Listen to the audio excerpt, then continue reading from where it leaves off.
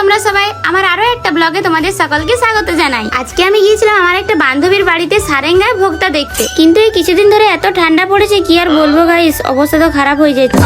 তাও চলো এক নজরে সারেঙ্গার গাজনটা দেখা যাক। আমরা যেদিন গিয়েছিলাম সেদিন ছিল মরা কাটানা, মানে সমস্ত ভোক্তারা পুকুরে ডুব দিয়ে শ্মশানে যায় মরা পোড়ানো কাঠগুলোকে নিয়ে আসতে। সকলে পুকুরের ওইখানে পুজো করে নিয়ে দেখো শ্মশানের দিকে যাচ্ছে। তারপরে দেখো ঢাকের সাথে সাথে সবাই আসছে, আর এনাদের সবার হাতে দেখো একটা করে করে পোড়ানো কাঠ রয়েছে। এই কাঠগুলোকে নিয়ে সবাই এখন শিব মন্দিরে যাবে। এরপরেই গাইস শুরু হচ্ছে আসল ইন্টারেস্টিং ব্যাপারটা। সমস্ত ভোক্তারা জ্বলন্ত আগুনের ওপর দিয়ে যায়, কিন্তু আমাদের কাছে ব্যাপারটা অনেক ইন্টারেস্টিং এর হলেও ওনাদের কাছে এটা অনেক অনেক শ্রদ্ধা এবং ভক্তির।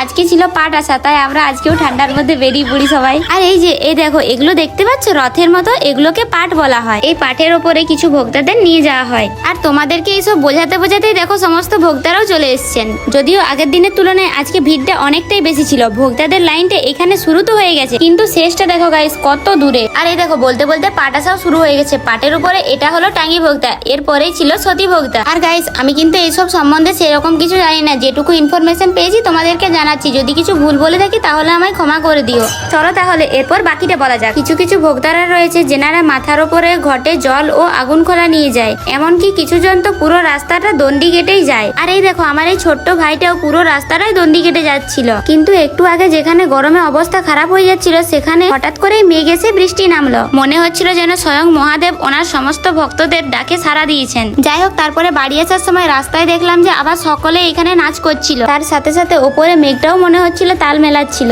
তো গাইস গাজনের ভিডিও এখানে শেষ করছি। টাটা সবাইকে, জয় শ্রী মহাকাল।